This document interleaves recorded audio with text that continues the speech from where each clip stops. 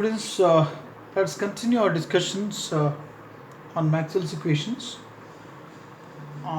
Today we'll discuss on the electromagnetic wave, plane electromagnetic wave in vacuum.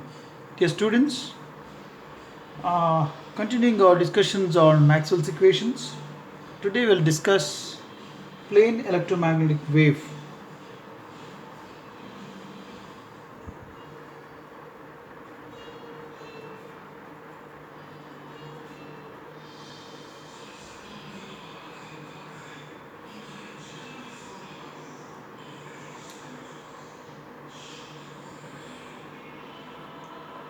The plane waves are waves that possess variation only in the direction of propagation, and their characteristics remain constant across the plane normal to the direction of propagation. If I can write, this is x-axis, it's say y-axis, it can be z-axis, and the plane wave will be moving in a particular direction, say x-axis. Then all its characteristics they are remaining constant along y-axis and z-axis. Only the variation remains along x-axis. So in case of electromagnetic wave propagating along x-axis,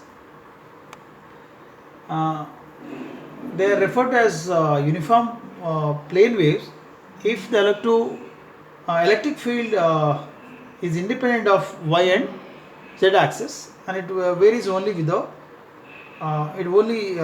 varies with respect to x and the time. So let us consider one such electromagnetic wave. So let us say electromagnetic wave which is having its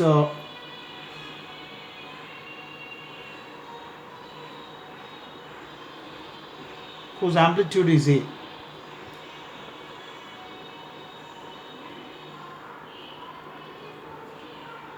And it is propagating along x-axis.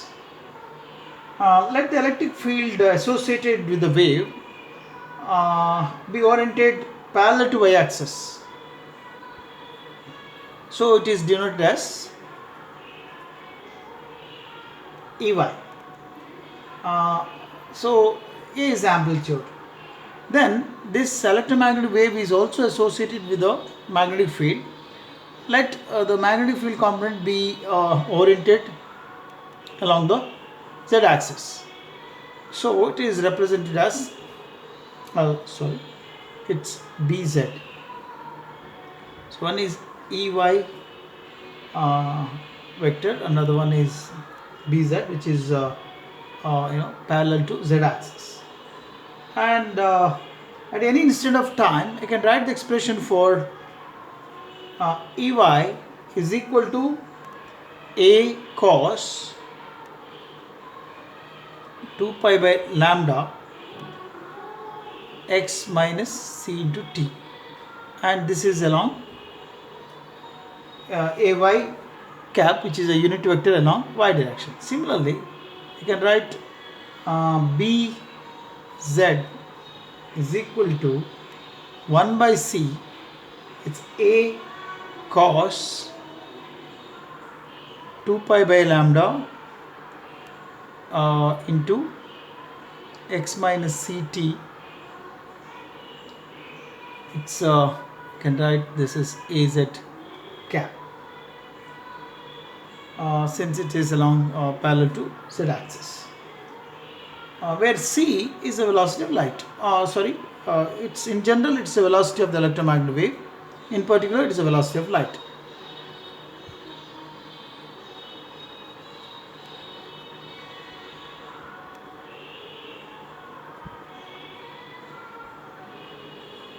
So c is the velocity of electromagnetic wave.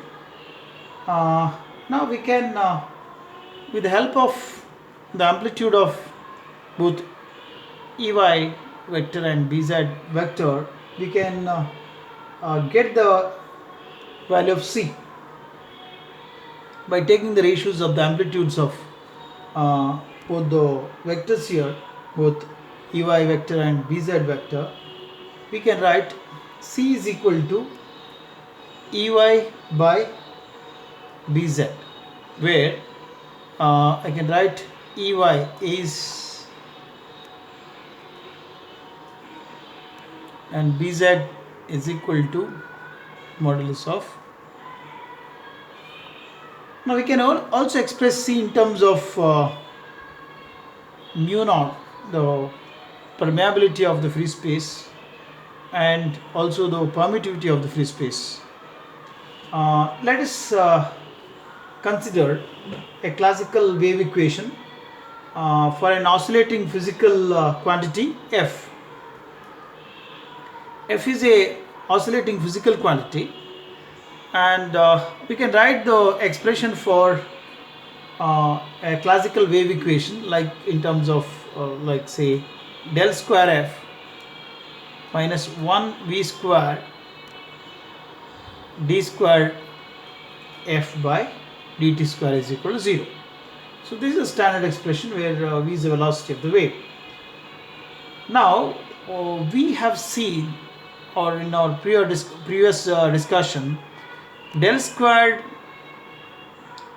E is minus 1 over here in our previous discussions we saw sorry, it's mu E I should say mu epsilon d squared E by dt square is equal to 0. So this is the expression for the wave as we seen in our previous discussions, expression for the wave equation. So in comparison between these two equations, we can write say V square is equal to 1 over it's epsilon, or V is equal to 1 over square root of mu epsilon. For a free space, this can be, V becomes C and the expression becomes square root of mu naught epsilon naught. So this is expression for the velocity of light. Here mu becomes is equal to mu naught and epsilon is equal to epsilon naught.